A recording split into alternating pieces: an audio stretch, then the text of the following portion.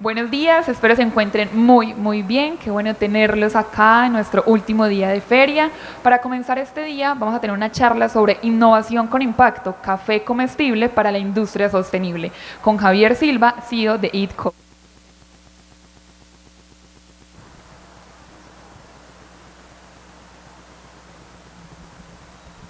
Hola, hola, buenos días. ¿Qué tal? ¿Cómo van? Muy bien. Bueno, mi nombre es Javier Silva. Yo soy cofundador y CEO de una compañía colombiana que se llama Eat Coffee.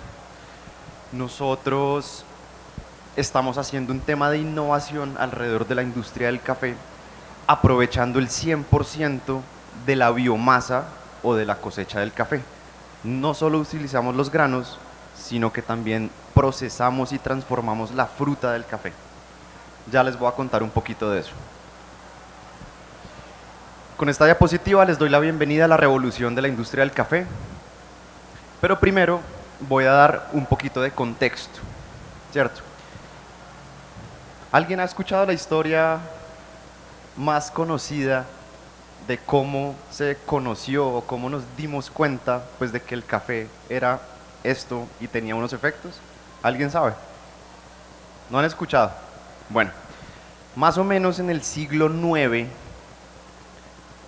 se da el origen a este tema y todo empieza con una historia. Yo creo que esto es una historia porque siglo IX por allá de pronto han pasado muchas cosas, pero la historia dice que en la región de Cafa, en Etiopía, había un pastor que se llamaba Caldi. Entonces él mantenía su rebaño de ovejas y pues su trabajo era ese, era pastor. Pero él empezó a entender las grandes. Él empezó a entender que algunas veces las cabras se ponían un poco más locas de lo normal. Las veía como muy eufóricas, con mucha energía, y el man empezó a entender qué era lo que pasaba. Resulta que el tipo observó que las cabras se iban a unos arbustos y se comían unas bayas o unas cerecitas rojas. Entonces, cuando el hombre entendió eso, dijo, ve, qué interesante. Entonces fue a entender qué era esa baya. Entonces fue, recogió unas, le olían bien bacano y después se las llevó a los monjes y les dijo, ve, encontramos esto, miremos qué es esto. Entonces la probaron, pero pues no sabía muy bueno. Entonces el tipo lo que hizo fue que no, dijo, no, eso no, deje eso así, las botó y cayeron fue en un fuego, en una fogata, en un fuego que tenían por ahí, y ahí empezaron a cambiar totalmente el olor que sentían de las bayas. Y entonces, claro, inundó la sala que estaban, inundó con ese olor y esa fragancia de lo que hoy en día conocemos a lo que sabe y a lo que huele el café. Y dijeron, esto está muy bacano. Entonces cogieron esos granitos, los trituraron, le echaron agua y se tomaron esa vaina. Esa es la historia originaria del café que conocemos hoy en día. Eso pasó en el siglo IX y pues de ahí en adelante han pasado muchas cosas. Lo posterior o el hito o el siguiente hito, digamos, importante es siglo XV. Les estaba hablando de Etiopía. Siglo XV, el café, después de empezar como a darse a conocer, migra y llega a la península arábiga, lo que hoy en día es Yemen. ¿Qué pasa ahí? Que ya se empieza a organizar un cultivo. Entonces empiezan a coger esas bayas, empiezan a sembrar y empiezan a tener un cultivo ya un poco más organizado. Luego, en el siglo XVII, el café llega a Occidente. Todo esto que les estaba contando, Arabia. ¿Sí? Ahora llega a Occidente, siglo XVII. ¿Cómo? A través de los venecianos, los comerciantes. Entonces los manes, en alguna de sus viajes, en alguna de sus rutas, estaban allá, conocieron las bayas, conocieron el café, se lo llevaron de Yemen y llegó a Occidente con los venecianos. ¿Qué pasó en el siglo XVIII? El café llega a Occidente, como lo preparaban antes en Yemen y en Etiopía, no gustaba mucho. Entonces lo que hicieron los occidentales fue empezar a hacer modificaciones a la bebida. ¿Qué pasó ahí? Nace el capuchino, nace el mocachino, nace todas las bebidas que nosotros hoy en día conocemos. ¿Por qué? Porque era muy amargo ese café oscuro, negro que tomaban En el otro lado, entonces le pusieron leche, le pusieron azúcar, le pusieron dulce, lo sirvieron al lado de una torta y esa vaina pegó durísimo. Durísimo es que tanto que las colonias en el siglo XVIII, las colonias de los europeos, británicos, españoles, franceses, empezaron a sembrar esa valla, esa semilla, la empezaron a sembrar en sus colonias. Entonces, la semilla viaja a todas las colonias, incluidas las Américas. ¿Sí? Entonces, así llega el café a estos lados del charco, a estos lados del planeta. Siglo XIX es la consolidación industrial del café, de la industria. Ya producimos café, Brasil, Colombia, Vietnam, todos los países productores están produciendo café con unos números altísimos y se consolida industrialmente. Aparecen las grandes corporaciones, las grandes empresas transformadoras, tostadoras, exportadoras. Entonces, pues ahí ya son como los grandes nombres tradicionales que conocemos en el mercado. Para que se hagan una idea de qué tan grande es esto, según diferentes plataformas de investigación de mercado, como Statista, que es una muy reconocida, dice que hoy en día se consumen más de 2.000 millones, 2.000 millones de tazas de café diarias. Eso es una cifra muy violenta. Eso no, como que no cabe en la cabeza. Todos los días, más de 2.000 millones de tazas. Lo que convierte el café en la tercera bebida más consumida en el mundo. Después del agua, claramente, y después del té. ¿Por qué el té? Porque el té tiene una tradición también muy ancestral y porque está incorporada culturalmente en países de millones de personas. China, ¿sí? Lo hace la tercera bebida más consumida en el mundo, el café. Ahora, esto trae unos retos muy importantes, ¿no? Para ser la tercera bebida más consumida en el planeta, pues esto tiene unos retos súper importantes y más que todo, tiene unos retos atrás en el sistema de producción. Lo que estamos viendo ahí, tristemente, es un sistema de producción monocultivo. Son grandes extensiones que están cultivadas con una sola variedad, una sola familia, un solo árbol, y eso es lo que uno puede ver, puede observar en muchas fincas en el mundo. En Colombia, como no es tan fácil encontrar estos terrenos, ¿no? No es tan fácil porque pues nosotros tenemos montañita y, ¿no? Acá es un poco complicado. Digamos que no vemos tanto esto, pero se puede alcanzar a ver. O sea, si uno se va al eje cafetero, normalmente es una zona donde más o menos se encuentra este tema. ¿A qué voy con esto? Y es que el monocultivo y la intensificación del cultivo del café nos trae un montón de retos y nos plantea muchos retos en donde tenemos que entender qué está pasando. Según cuentas que nosotros hemos hecho directamente con los caficultores con quienes trabajamos, para producir una carga de café pergamino seco de 125 kilos, estamos utilizando en promedio 6.000 litros de agua y producimos cerca de 3.000 kilos de metano por cada carga de café de 125 gramos seco. Ahora, multipliquen lo que representa todas las cargas de café que producimos en Colombia, todas las cargas de café que se producen en el mundo, por estos dos datos. ¿Qué nos deja esto? Un consumo de agua en el procesamiento. O sea, ojo, esto no es necesariamente el agua que necesita el cultivo para crecer, tarana. Esto es lo que necesitamos para procesar el café. Y esto es lo que generamos en metano cuando hacemos todo el proceso, la trilla, la tostión, etc. Son números también muy grandes si lo conectamos con las 2 millones de tazas diarias que nos tomamos al día. Hay otra realidad muy fuerte que es la fruta del café y el desperdicio que generamos desde la industria. En el café tenemos 3 grandes procesos o protocolos pues, de procesamiento. Tenemos los cafés lavados, tenemos los cafés honeys y tenemos los cafés naturales. Los cafés lavados son los que por tradición, porque el negocio se desarrolló de esa manera, son los cafés que normalmente más se procesan en todo el mundo. Colombia produce más del 90% del café que exporta Colombia o que produce Colombia es café lavado. ¿Qué significa café lavado?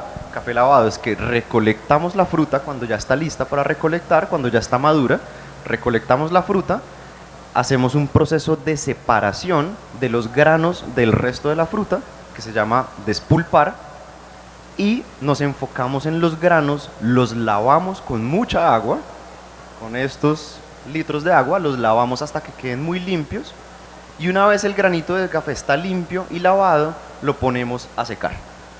Ese es como el proceso normal de un café lavado. Entonces la pregunta es, ¿qué sucede con toda esa fruta de café que estamos separando cuando procesamos? ¿Qué pasa con eso? Entonces si uno dice, no, pues es que yo tengo una finquita, tengo una hectárea o tengo unos árboles, pues no es grave, ¿no? Porque vas a tener un bulto de cáscara y pues es fruta y pues todo bien, o sea, eso no pasa nada. Pero cuando son millones de toneladas que tenemos de esto y que se descomponen descontroladamente, eso ya es otra cosa. Aquí es donde hay una generación de metano y de CO2 muy fuerte. Ah, no, es que yo la quemo para utilizar en el silo y de alguna manera yo hago eso. Hay combustión, estamos generando CO2, estamos generando metano. Entonces, lo que nosotros nos planteamos como empresa es, claro, esto es un reto, pero lo vemos como una oportunidad. Imagínense, lo que les estoy contando acá es muy sencillo. Imagínense como si uno fuera a un viñedo, están las uvas muy ricas, muy bonitas, las recogemos y la uva la separamos, las semillas, las pepas de la uva, las separamos de la uva. Y supongan que esto es como si en el vino cogieran las pepas y botaran la uva. Es lo mismo, eso es lo que pasa en el café. Entonces decimos, bueno, esto no tiene mucho sentido. Entonces los números nos dicen que es más o menos de entrada en la finca. Estamos aprovechando solamente el 35% de lo que produce el árbol, que son los granos. ¿Sí? Esto genera más de 30 millones de toneladas de fruta de café que se desperdicia al año en el mundo. 30 millones de toneladas de fruta. Eso es un número grandísimo. La pregunta es, ¿qué podemos hacer con esto? O sea, ¿sí se puede hacer algo con esto? Vamos a ver. Según los números que nosotros hemos hecho, cuando nos tomamos una taza de café, cuando tomamos la bebida, estamos aprovechando apenas el 4% de lo que produjo la finca. Vamos a desglosar esto un poquito. 100% la frutica, la cereza del café. En la finca la despulpamos. Entonces de entrada, 70% para la basura. ¿Qué más hay? Está el mucílago, el pergamino, la película plateada, los granos secos. Luego tostamos. Cuando el grano está seco en pergamino más o menos está al 10, 11, 12% de humedad. Tostamos y ya en la tostión bajamos la humedad casi que a cero. Pues porque estamos metiendo el grano en un horno y ya quedó prácticamente cero agua. Y después de que está el café tostado, molemos, hacemos nuestro cafecito y después ¿qué pasa? Que hacemos el cafecito. Queda la borra de café, ¿sí o no? Queda el cuncho. ¿Qué hacemos con ese cuncho? Bueno, pues si usted es juicioso y usted hace cositas chéveres, pues de pronto hace un compost, le echa las matas, se echa en la cara, algo hace con eso. Pero en general, piensen cuánta borra de café estamos produciendo en restaurantes, cafeterías, en todo el mundo, todos los días de este residuo. Son toneladas también. Entonces, ¿qué pasa? Cuando nosotros le echamos agua al café molido, lo que estamos haciendo es generando una extracción. El agua caliente lo que está haciendo es disolver esos componentes solubles que tiene el café y nos está bajando y nos está llegando a la taza. Pero eso es un porcentaje de extracción. Ese no es el 100% del café. Apenas estamos logrando arrastrar unos componentes que son los que nos dan ese sabor tan rico que nos encanta y que nos tomamos todos los días. ¿Sí? Es apenas un porcentaje muy pequeño. Esos son un poco los números. Yo sé que es duro. Cuando nosotros en la empresa, nosotros llevamos más de 10 años en el tema del café Y entender estos números son fuertes, son impactantes.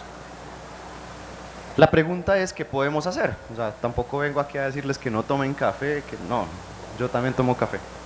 ¿Qué podemos hacer? Sí hay formas de hacer un cambio muy fuerte en toda la industria. Entonces, como les comentaba, nosotros llevamos más de 10 años en la industria del café, entendimos todo este tema del desperdicio en finca, todo este tema del desperdicio post-consumo y dijimos, vamos a hacer algo. Con ciencia, con tecnología y con un proceso muy parecido al del chocolate, transformamos toda la materia prima y toda la biomasa del café.